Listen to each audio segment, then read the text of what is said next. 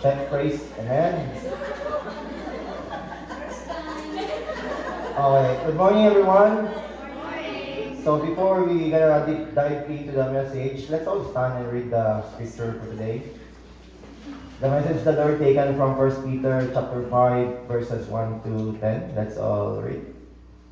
The elders who are among you, I exhort, I, who am a fellow elder and witness to the suffering of Christ, and also partaker of the glory that will be revealed.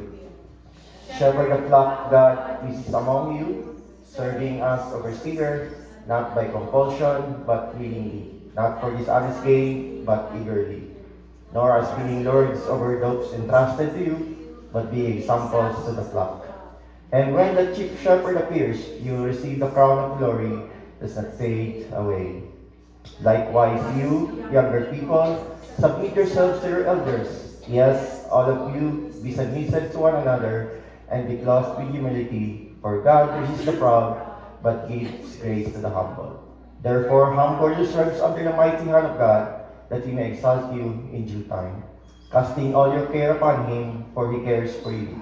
Be sober, be vigilant, because your adversary the devil walks about like a roaring lion, seeking whom he may devour.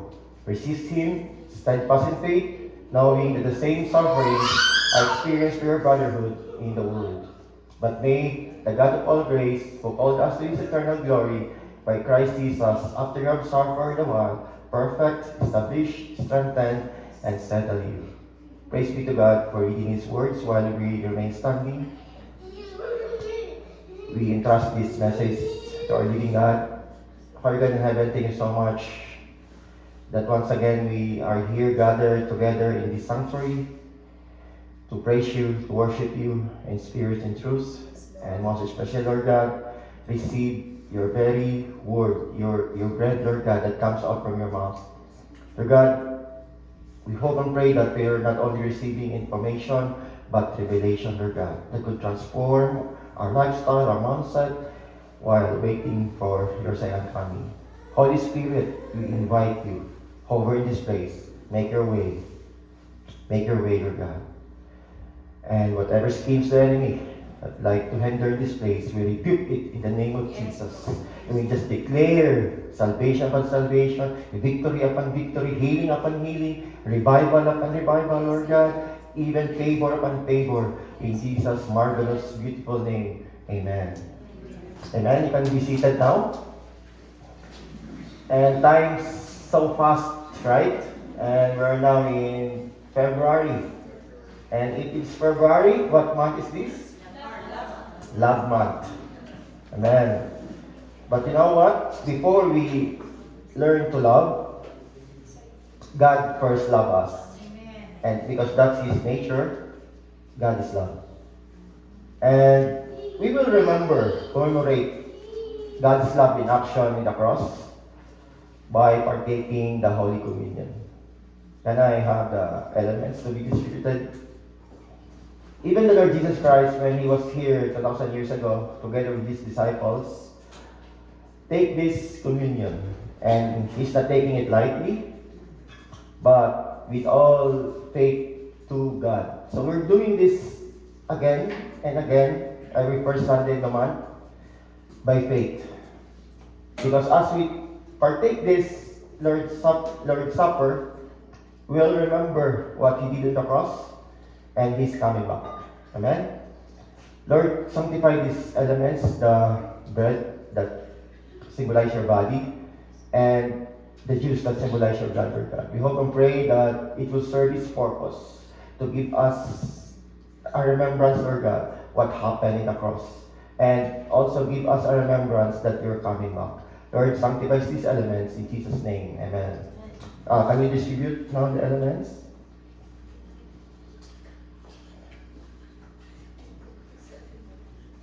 So if you have now the elements, I would like to give you the Word of God.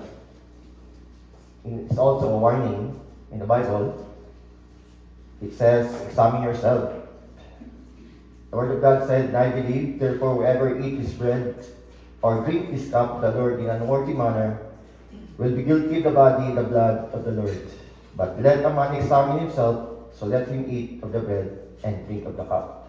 I would like you to offer a prayer of repentance, forgiveness to our living God, to the Holy Spirit that is in you right now.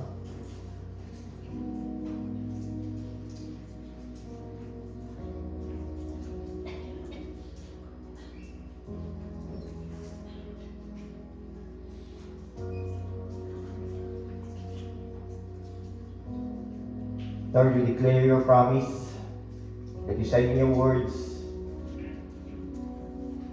out of the abundance of our hearts, Lord God, we offer confession of our sins, the past, the present, the future, Lord God. Thank you so much for cleansing us. And Lord, you said that you're gonna cleanse us, Lord God, and give us the righteousness. And thank you so much, God, although our position here on earth is not perfect. Our performance in earth is not perfect, Lord God. But our position in heaven is perfect. Thank you so much for the imputed righteousness of the Lord Jesus Christ in our hearts. Thank you so much, God. In Jesus' name, amen. Let's raise the bread. For I received from the Lord that which I also delivered to you, that the Lord Jesus, on the same night, in which he was betrayed, took bread. And when he had given thanks, he broke it and said, "Take, eat, this is my body, is broken for you. Do this in remembrance of me." Let's all partake.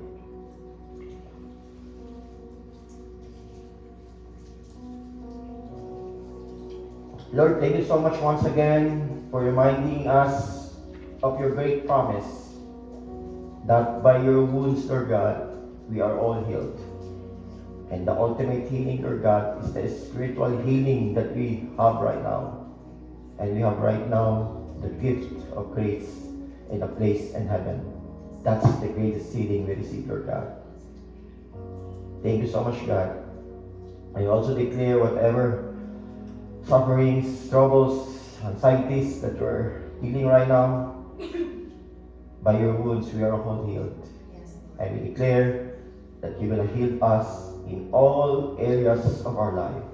In Jesus' mighty name, amen.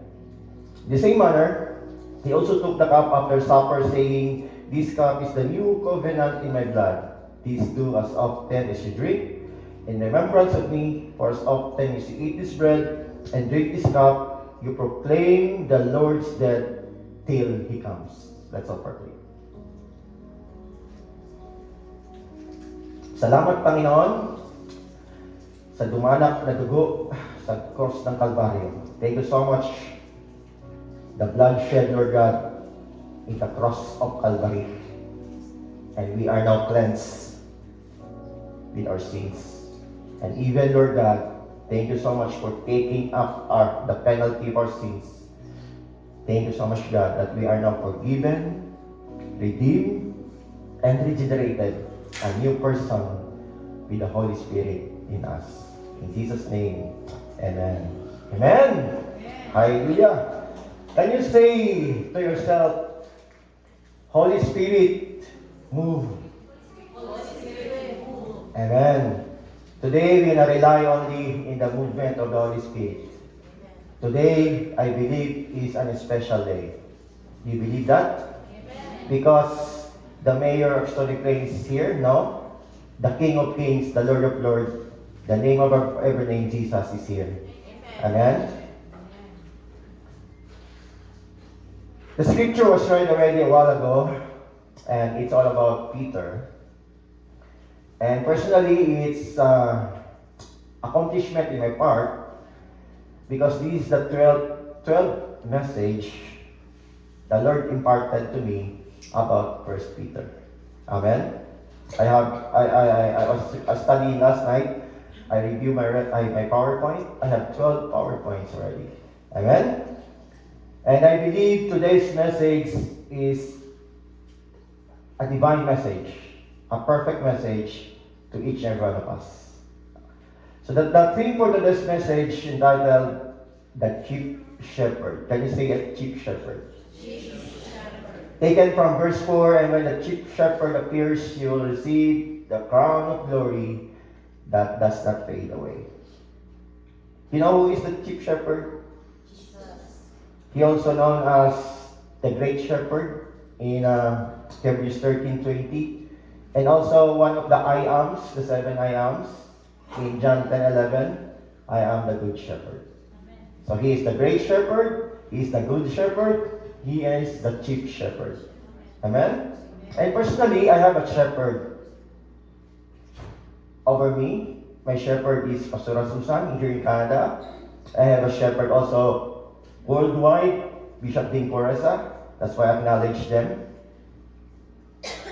However, our chief shepherd is the Lord Jesus Christ. Me, myself, Pastor Alani, together with all the shepherds here right now, maybe around 8 of us, we are all sheep as well. Because our chief shepherd is the Lord Jesus Christ. Amen? And today's message is a two-part. First part is for the shepherd, and second part is for the sheep, for us all. So the title will be the shepherds and sheep. I tend to put S on sheep, but grammar really correct me. Because sheep is already a plural? Oh, okay. Yeah. So, before I title it shepherds and sheep. Okay. So, sheep is already a plural.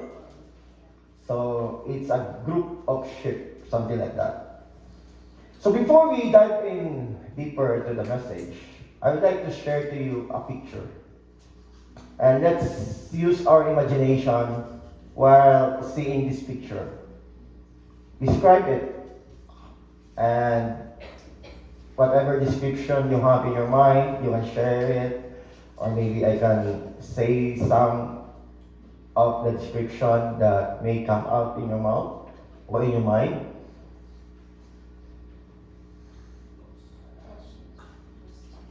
Okay, I heard lost sheep, alone sheep, wandering sheep, Waiting for the astray sheep, looking at me sheep, according to Pastor Lani. Yeah, lahat po yun, all of those answers are correct.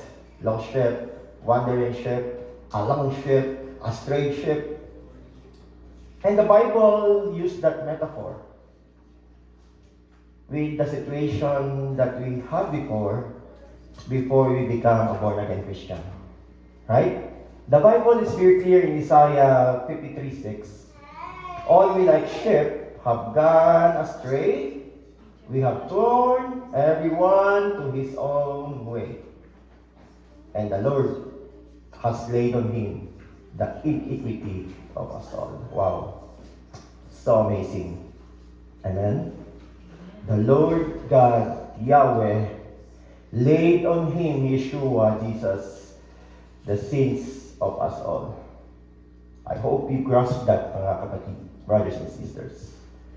And we're praising God because we are now inside the sheep pen, the church. And we now become the shepherd's flock, the family of God. Some of you remain a faithful sheep, and hopefully, kulayan dito. Some of you become a murmuring and grumbling sheep, maybe. It's okay. Because you know what, brothers and sisters, the end of the day, as we face accountability with the chief shepherd, it's not a group effort, but it's personal. There's a personal, individual accountability before the chief shepherd. Amen? So as I mentioned, it's two-part. So the first part is specifically for the pastors, deacons, head servants, member of the BOT, or would-be shepherds. The Word of God says, the elders who are among you I exhort. Peter said, I am a fellow elder and a witness of the sufferings of Christ, and also a partaker of the glory that will be revealed. Peter exhort, meaning gives encouragement. He's not not imposing, but just giving encouragement. Same with us shepherds here in this church. We're not imposing the to do, not to do list, but we're just encouraging you the words of God. And it's the words of the Holy Spirit to convict everyone. Amen? Amen. The main role of a shepherd, head servant, deacons, top 3 role. Number 1, feed the sheep, lead the sheep, protect the sheep. And so many other role, I believe. Peter said, shepherd the flock of God, which is among you, serving as overseer. And I believe all the pastors here knew their functions already.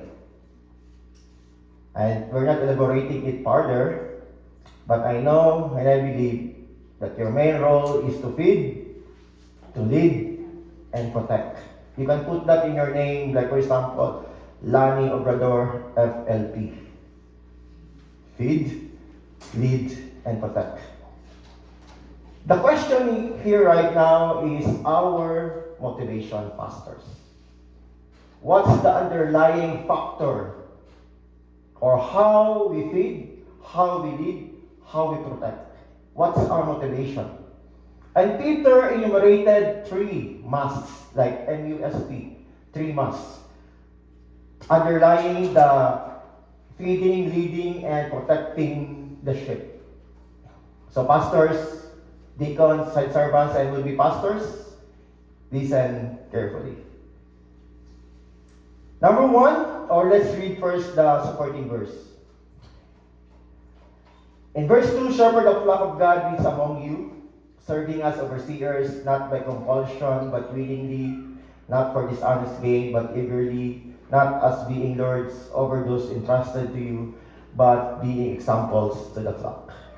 So 3 musts as a pastor, as a shepherd. Number 1, we must shepherd, we must serve the flock willingly, not by compulsion. Of course, maybe if you still remember when we start GLGM Spruce Grove, 2010, we are serving by compulsion, right? Because you know what? We are the living testimony of the biblical phrase that said, God doesn't call the qualified, but qualifies the called. Early pastors, early shepherds don't have the qualification. We don't have that kind of learnings or education to lead the flock. But we do it willingly.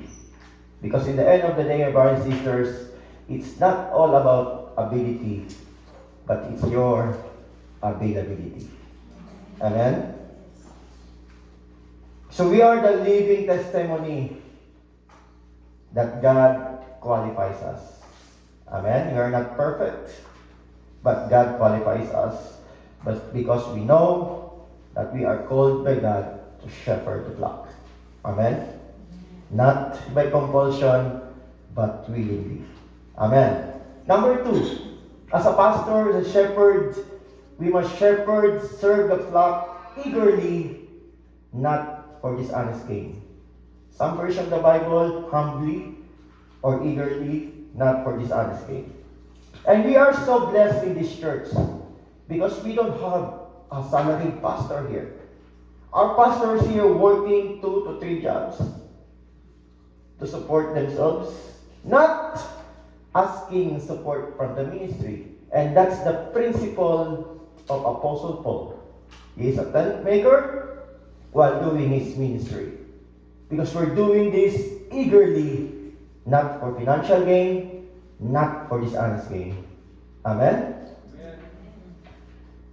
As I've been studying this message of the Lord, I was so sick. First time my work history that I called in sick for 2 days. working for 10 years in the city of Portugal. It's my first time to call in sick for 2 days. My flesh said, just rest. But the spirit is telling me, study the word. So right now, my brothers and sisters, this is the result. Because I yield to the conviction of the Holy Spirit. Amen? And I salute all the pastors, shepherds. You serve eagerly, not for financial gain, not for dishonest gain. I know it's hard to meditate, study the Word of God.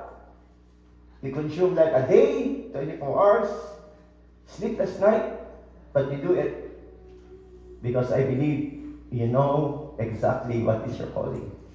Amen? Number 3, set example, not lording the flock. In verse 3, nor as being lords over those entrusted to you, but being examples to the flock. So as a pastors and leaders, our leadership must be by example. Not leadership by imposing to do, not to do this, but by example.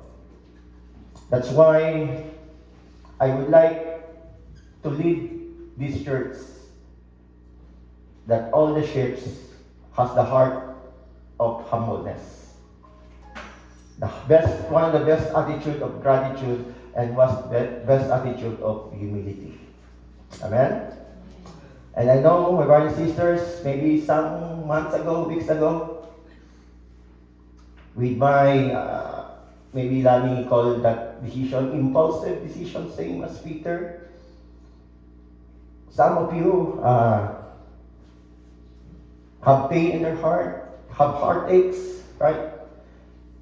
So right now, with my humble heart, once again, I would like to ask forgiveness to everyone. If I brought you pain, whatever decisions we have before, sorry po sa lahat. Amen. And number 4, bonus na po ito. Another must as a shepherd, as a pastor of God, we must love Jesus Christ. Amen? Remember Peter, he denied the Lord Jesus Christ 3 times.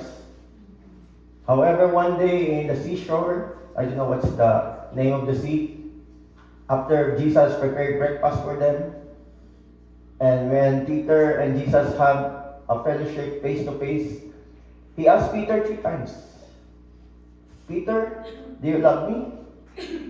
Peter answered, yes, Lord. Feed my lamb.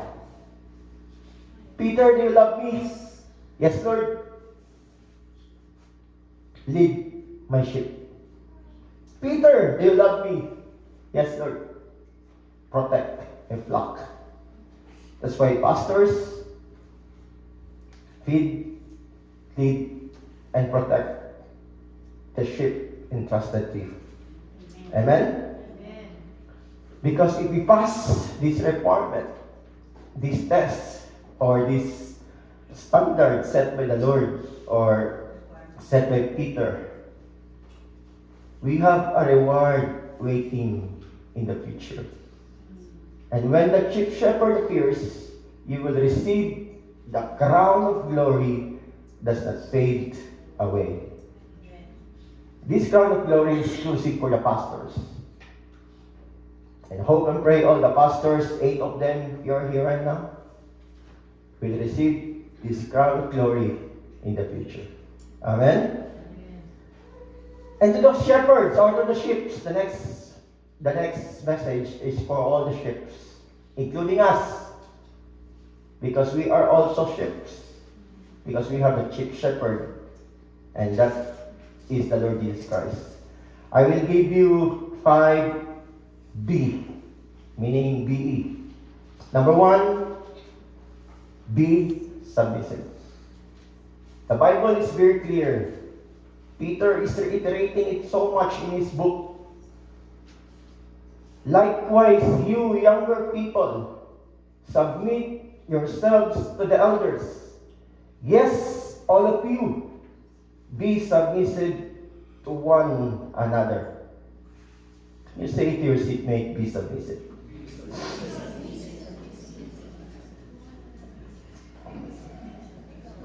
The principle of submission, personally, in my early shepherding of the church, is so hard. It's so hard. And it's hard also if those pastors or shepherds have their own personal agenda, selfish agenda. It's hard to be submissive. For me, personally, I'm choosy with my submission. I only choose what part do I need to submit, and it's called partial submission. But as I grow spiritually, as I aged as well, I learn now to submit 100% to the shepherd above me. Amen? Of course, sometimes I encounter unsubmissive sheep in this church. Very few, maybe 0.1%. I always say I just taste the dose of my own medicine. I am not a submissive before. Maybe there's some shit that are not submissive to me. That's the dose of my own medicine. Amen? But as we age as a Christian, as we grow as well, we must submit 100%. Because sometimes the problem is familiarity. If you're too much familiar with your pastor, with your shepherd, you don't learn how to submit. Because like you're just a buddy already. Or maybe your pastors didn't maintain their credibility. But once again, shepherds of God, be submissive to your elders. And I hope everyone learned and loved to submit to their shepherds. Amen? Number 2, be humble. And clothed with humility, for God resists the proud, but gives grace to the humble. Therefore, humble yourselves under the mighty hand of God, that He may exalt you in due time. Sometimes in an effort and endeavor we're doing, we feel some resistance. We feel like the emptiness, the coldness. If you feel like that, check, examine yourselves. Examine the motive. Because it's very clear, God resists the proud. Maybe you're doing it with all your pride. You're doing it for your selfish ambition. God will resist you. Amen? Learn this principle. This principle is all over the Bible. In the book of James, it's also stated there. Another part of the Bible, 3 times, I believe. And if it's mentioned 3 times, it's very important. Remember this principle. God resists the proud, but gives grace to the humble. Amen?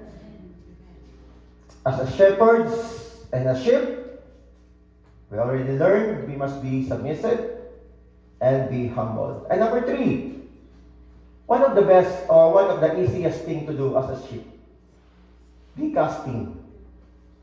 Casting all your care upon Him, for He cares for you.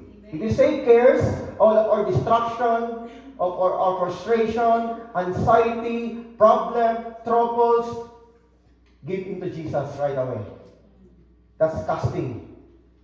Cast, give it away to Jesus. Sometimes, when we have anxiety, troubles, we give it to your friends. Kawawa naman yung friends nyo. Amen? Give it to Jesus. It's very clear. Why? Why give it to Jesus? For He cares for you. Amen.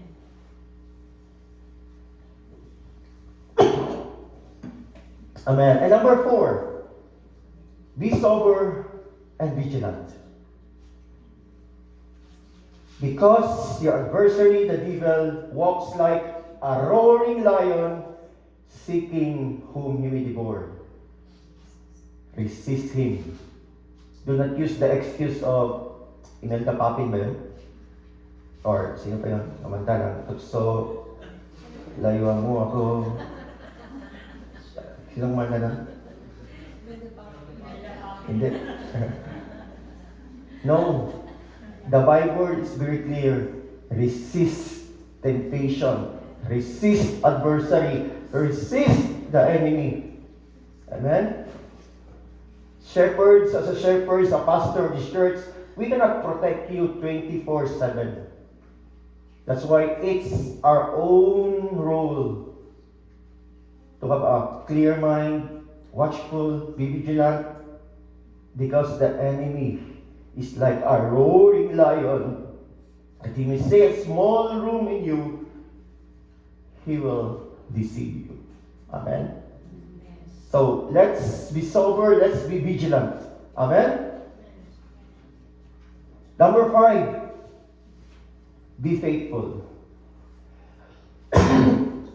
Steadfast in the faith, knowing that the same sufferings are experienced by your brotherhood in the world. No matter what happened, be faithful. You may face great suffering, pain, maybe negative reports, whatever they are. Always focus to the future marriage supper of the Lamb. Don't focus on your present suffering, but focus on the future supper marriage of the Lamb. Amen? Meaning, your suffering right now won't outweigh the glory that reveals to you in heaven. Amen? Number 5, bonus ulit. Another B. Or number 6, another B. Believe. What shall we do? The disciples said, that we may work the works of God. The effort you're doing right now to please God, to add some on your salvation, doesn't come. Because the Bible is very clear. Jesus answered, this is the work of God, that you believe in Him whom He sent. So to paraphrase that, the works that we're gonna work is not work at all. Just believe. The Bible is very clear, Acts 16:31, believe in the Lord Jesus Christ and you will be saved and your household. To summarize this very short message, as a shepherds, deacons, head servants, I'd like to remind you that your role is to feed, to lead, and protect. Willingly, not by compulsion, eagerly or humbly, not for financial dishonest gain. Set example, not lording the flock, and love the Lord Jesus Christ. Amen.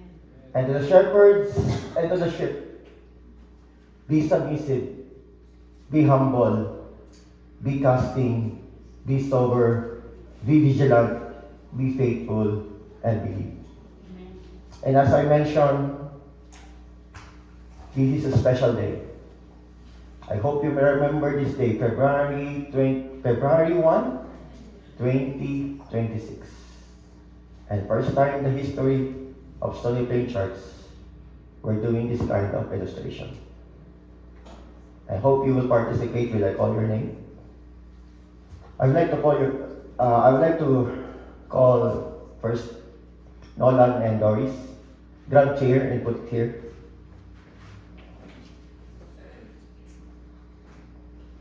I would like to request Rona, Deaconess Rona, just play the organ.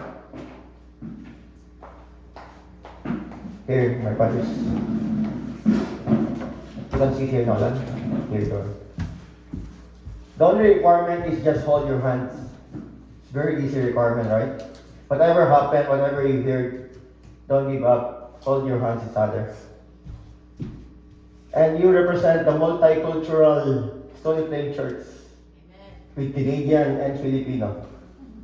And you represent the flock of Stony Plain Church. I would like to call another couple, Tatay Felix and Nanay Josephine. Grab chairs and put it in front. Same requirement, just hold your hand. Tatay, dito ka. Spacing mo lang siya. Yan. Just hold your hand tight, deny. And you represent the flock of Edmonton. Imagine they travel that far to be with us, church. Another couple that I'm gonna call represent the newly established Spurs Club Church. Jordan and Hondia, get some chair and put it here.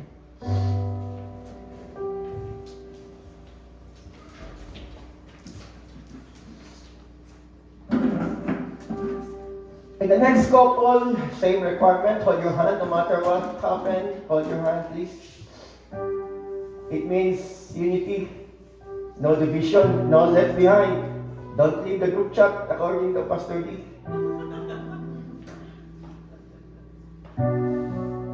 Another couple that I will call is a couple that they didn't know their future. But I believe they know for certain who holds their future. And this represents the future outreach that we're gonna open. It represents the future ship that we're gonna shepherd. Grab your chair, Aldi and Tessa.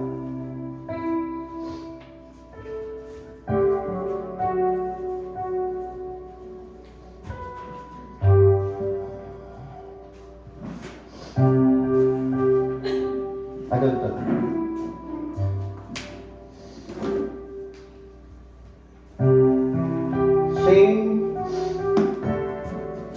requirement, just hold your hand. You guys represent the flock of God. Stony Plain Church, Edmonton, Spruce Grove, and the future we don't know. Saying they don't know your future, but then I believe you know who holds your future. I would like to call the 7 remaining pastors who are sitting there right now. I am the number 8. Of course, I want to call Lani. Stand there and facing the ship, the flock of God. I would like to call Pastor D and Pastor Rashian.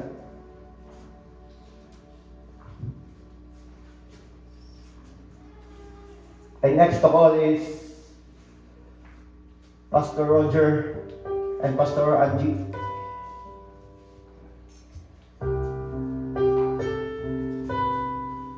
I would like to call Pastor Lemuel and Pastor Ellen.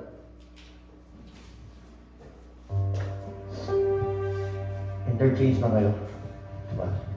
Pastor Ellen, Pastor Lemuel.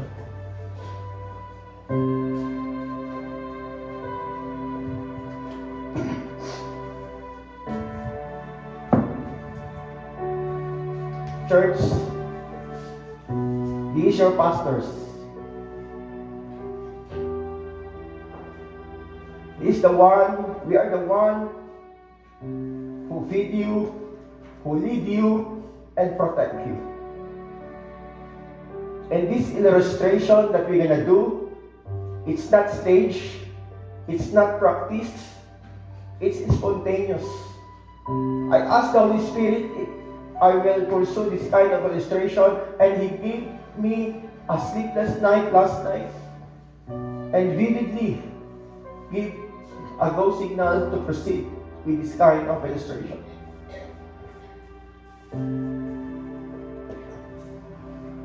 I will gonna give you all the pastors a piece of white cloth, same as the cloth that you will see left in the empty tomb. May doble dyan. Okay.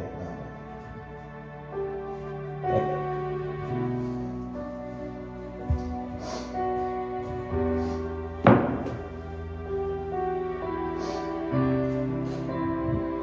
You see the cross? There's a white cloth, right?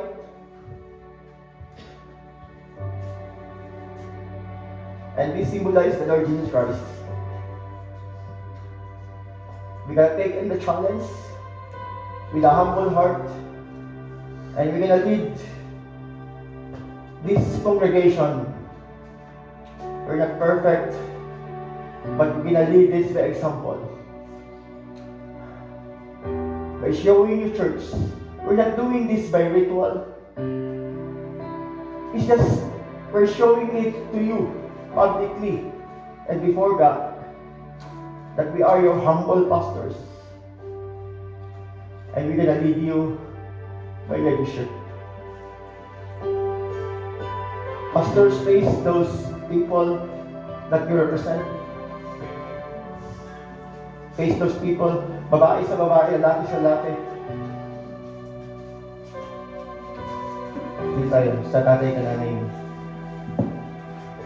Doon ba po, sa tatay ka, nanay mo. Basta, dito ka. Dati ka. You represent the church, represent the shepherds, the shepherd's flock.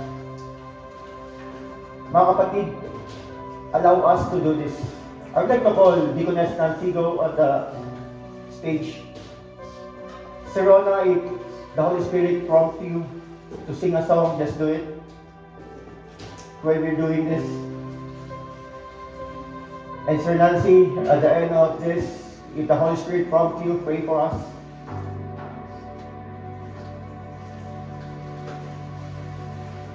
You represent the sheep of God, and we are your shepherds.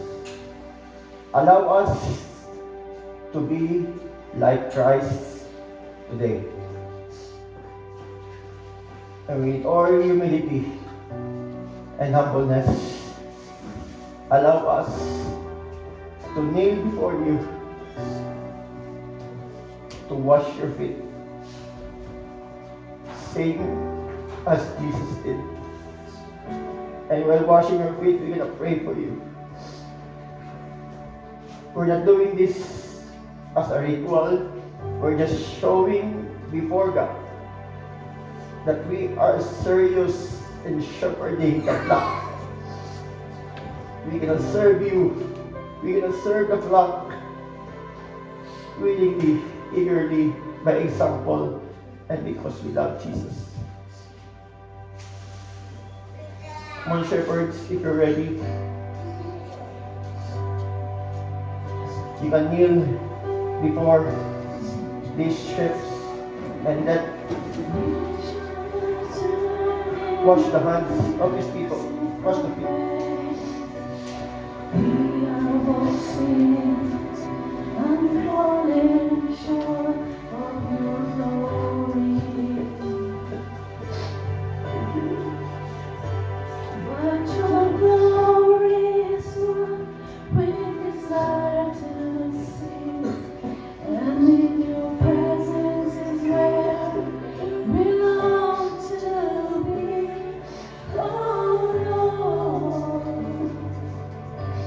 Show us your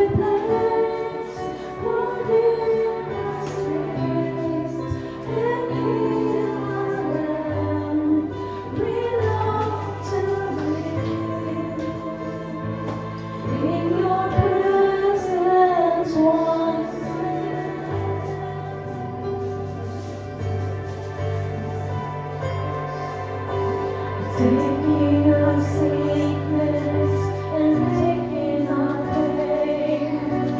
Jesus, the sacrifice lamb has been slain. He was You're so good. despised, rejected by man, he took our sin. Draw us near to you, Father, through Jesus, your Son. Let us worship before you as God. Show us your mercy.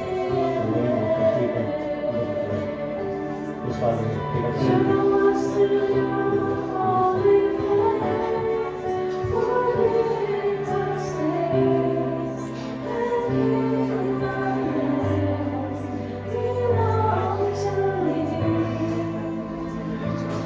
In your presence, once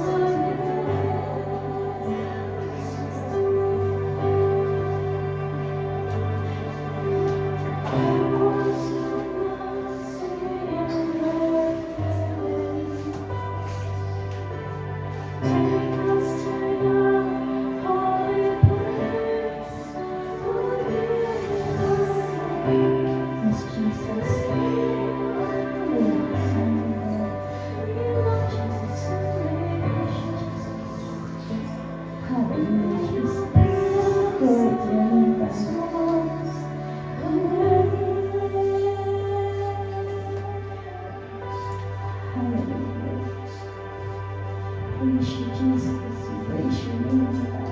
Glorify you, Lord. Oh, holy you are holy. Thank you, Lord.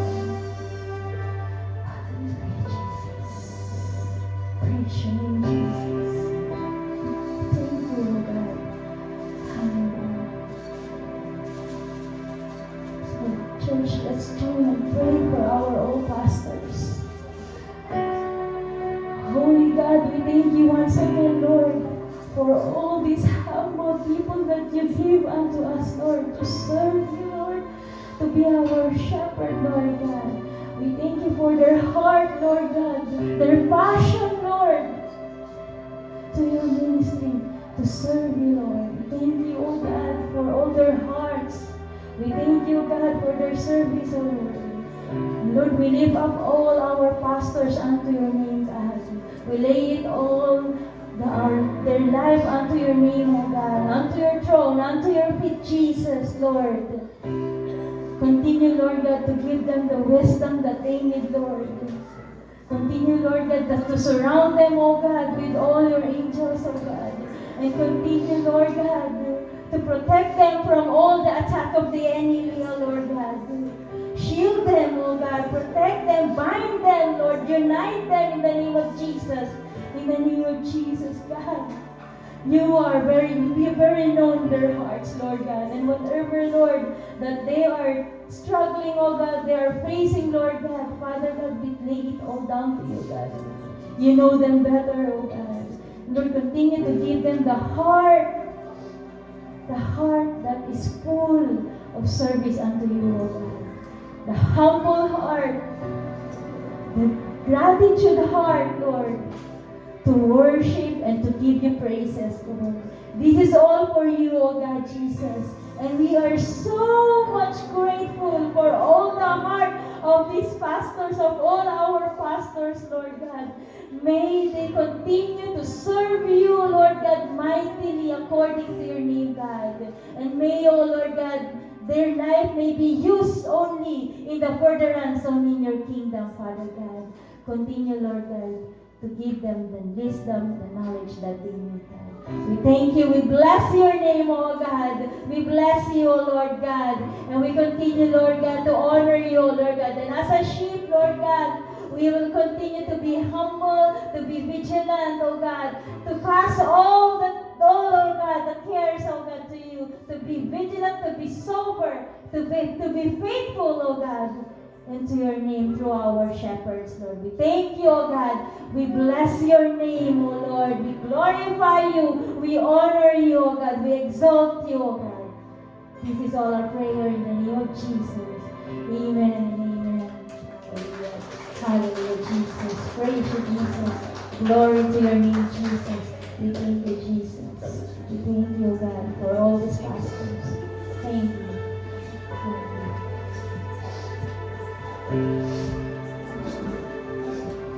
Hallelujah. Are you all blessed? Amen. Can we stand in our feet? And can we be the best clap offering to our church shepherd?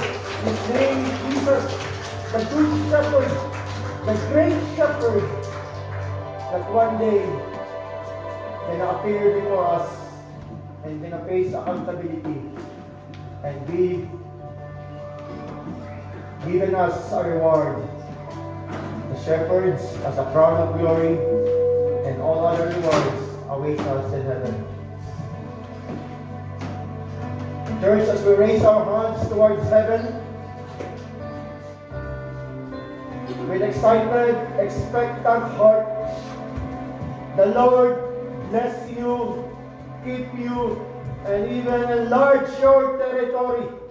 The Lord make His face shine upon you and empowers you with the fruit of the Spirit. With there will be love, joy, peace, patience, kindness, goodness, faithfulness, gentleness, self-control will manifest in our lives. And the Lord, gracious to you, lift up His face upon you and give us all peace. And that peace surpasses all understanding. And that peace is a blessing of shalom. Nothing missing, nothing lacking, nothing broken. And we receive them in the name of the Father, and of the Son, and the Holy Spirit. And all the saints of God will say aloud, Amen.